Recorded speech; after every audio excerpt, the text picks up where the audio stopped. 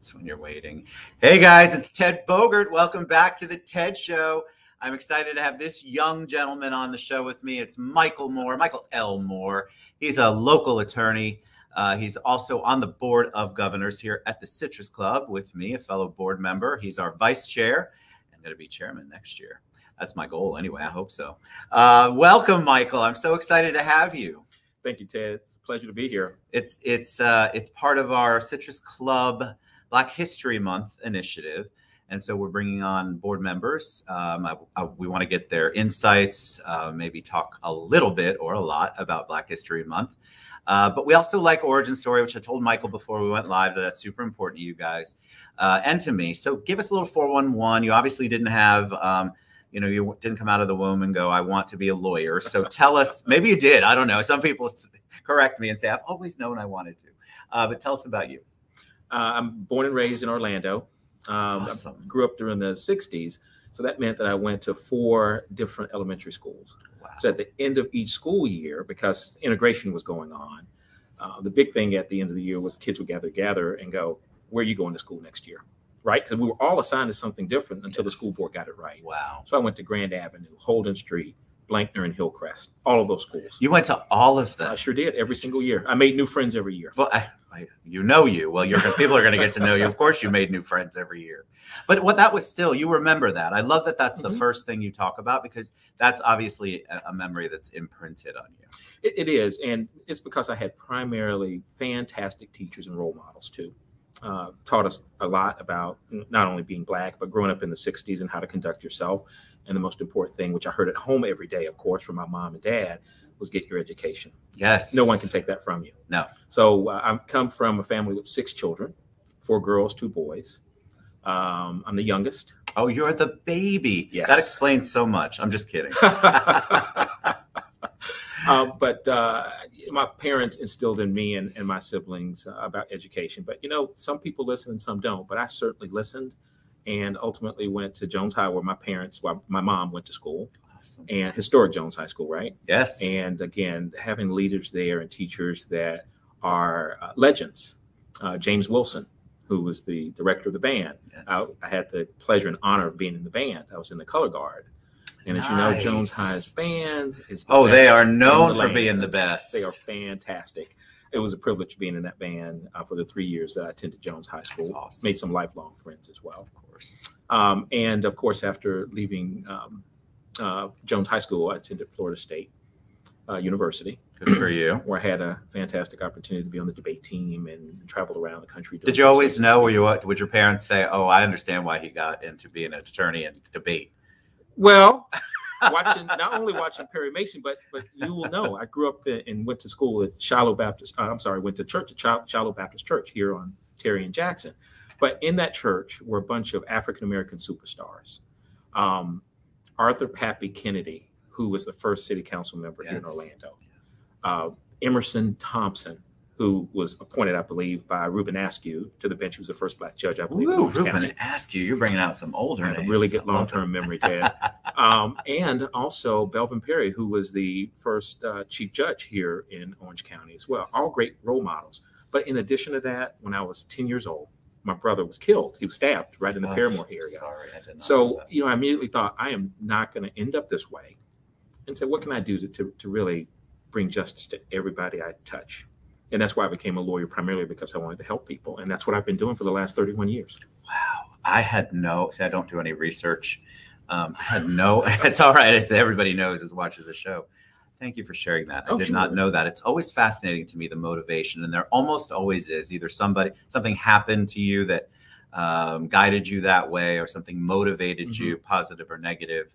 And I love that you took that and ran with it. Now, what kind of law do you practice? Well, people typically ask me what type of lawyer I am, and I usually say a good one. I'm going to remember that. I do business law primarily, although over the years I have practiced entertainment law. So I'm going to give some names to you that you'll recognize. Have you ever heard of a group called the Quad City DJs? Come on, Ride This Train. Yes. They have the title track, The Space Jams, the movie. Yes. Well, I represented those gentlemen for a number of years, went to the Grammy Awards, went to the Soul Train Awards with them. Nice. They were very talented guys. I also have represented a young lady who is a superstar right now, Danae Benton. Nice. She's in The Gilded Age on HBO. Please watch her. She is a game changer. She's amazing. I just started watching that show. She's fantastic. It's a great show. She really is. So Sandra Lewis is a local. She's amazing entertainer who's been on The Voice, as you know. Yes. She's fantastic as well. But the list goes on and on. It really is nice. What does that change? What's the perspective when you are? Because entertainment, that's such a different world. If you've never stepped into it, I always joke with my kids, I'm a local celebrity just to aggravate them. But for real celebrities like you're talking about, people who are really in entertainment, does that just creates a different world? I mean, you just said that you went to the Grammys with those. I actually thought you were going to say you performed with them. That was where I thought you were going. But that's a different perspective. Their worlds are different, right? Well, they're different than what we experience. Yeah, they are, because just by way of example, at the Grammy Awards, you see so many people who are trying to get into the event as well. So of course, when you come outside, you see tons and tons of people just calling their names. And I'm standing right next to Babyface. Wow. Right? And people are calling his name. I'm like, oh, did you say my Babyface? But maybe not, right? Right. But Diana Ross, just so many people. Will Smith, just rubbing elbows with all those guys, and it was all a fantastic opportunity for me. It's awesome. It is a different perspective, though. It's different, right? Mm-hmm. Tell me about. Let's go back a little bit to your upbringing here, because it's very rare to find an Orlando native. My wife was born here too, but you experienced it through obviously a different lens. Tell us a little bit about how that's changed. Do you feel like Orlando is a different, better place than it was? Have we made the progress that everyone says we have as far as race relations, DE&I, diversity, equity, and inclusion? You know what? Having grown up here, I've seen Orlando evolve. So let me give you some examples. Jerry Demings was the first Black police chief appointed by, I believe, Glenda Hood. Yes. And then ultimately his wife was the first African-American female chief of police. Now, obviously, earlier in the years 60s, 70s, you wouldn't have seen that. No. Bill Jennings used to be a member of this Citrus Club Board of Governors. He was the first African-American director of the Greater Orlando Aviation Authority. Wow. And a dear friend of mine, was a wonderful man. So Orlando's evolved to the extent that it is, it's obviously more diverse now, as you know. Yes. And so that means new opportunities are being created for every single person that moves here. And we want to help with that. That's right. Yeah. What are you involved with that helps with that? Obviously, we have, we've got some initiatives here at Citrus Club, because we are I feel like we're the downtown hub. We need to be sort of that representation, which we talked about before we went live, and really reach out to our community. But you also do a lot in the community. What are some of the things? What are some of the projects that you feel like need to get more attention and are helping with the progress? Yeah, thanks for asking that. I've been a mentor at Jones High School for many students who are interested in the law. And as you know, Florida A&M University has a law school here. Yes. I have allowed graduates from that school, at least in their third year, to come to my law firm and clerk. Nice. And African-American students primarily, but each and every one of those individuals have gone on to become excellent lawyers. So I've done that mentally, mentored them personally. And then I sit on the advisory board for the Paralegal Studies program at Valencia. And she'll appreciate this when I say it, but I hired a graduate 21 years ago, and she's still working for me, a graduate of that program. That tells you not only about the quality of that program, but how smart and excellent she is too. She's the best I've ever worked with. Amazing. Mm-hmm. See, I think that's a lot of people talk the talk, but they don't walk the walk. Right. So we can all talk about DE&I, we can all talk about improvements and progress, but I feel like if you are just talking about it and you're not rolling up your sleeves and getting your hands dirty and really trying to help move it along, then you're missing out. And so there's a lot of talk. Let's get a little more action. Let's talk about Black History Month. That's why we're here. I ask all of the guests that have come on this month, do you celebrate it? And if you do, what do you do to celebrate Black History Month? Ted, it's important to note that Black history is celebrated, at least in my household, every single day. Yeah. It really is. So we celebrate it throughout the year. It's not just 1 month, although it brings attention to the rest of the world, right? To the rest of the country, that there have been some fantastic accomplishments in entertainment and politics and inventing. It's just amazing. My wife and I were just watching last night a show called, I think, Bookmark, and with Black voices, where they have famous Black artists read books. Sometimes it's the author as well, but they have great messages. For example, what is race and how children deal with race relations. Yeah. Yes.